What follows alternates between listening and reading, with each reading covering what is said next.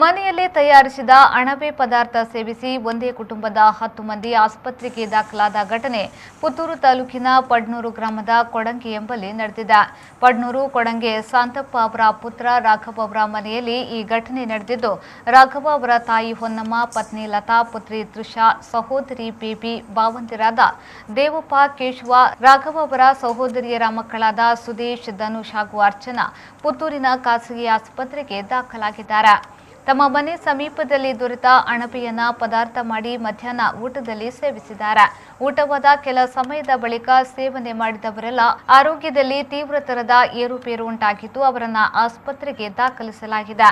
ಆಸ್ಪತ್ರೆಗೆ ದಾಖಲಾದವರ ಪೈಕಿ ಹೊನ್ನಮ್ಮ ಆರೋಗ್ಯ ಸ್ಥಿತಿ ಗಂಭೀರವಾಗಿದ್ದು, ಐಸಿಯುನಲ್ಲಿ ಚಿಕಿತ್ಸೆಯನ್ನ ಪಡೆಯುತ್ತಿದ್ದಾರೆ. ಕೂಡಲೇ ಕಾರ್ಯಪ್ರವೃತ್ತರಾದ ಪುತ್ತೂರಿನ ಶಾಸಕ ಸಂಜೀವ ಮಠಂದೂರು ಅವರು ಆಸ್ಪತ್ರೆಗೆ ಭೇಟಿ ನೀಡಿ ಆರೋಗ್ಯವನ್ನ ವಿಚಾರಿಸಿದರು.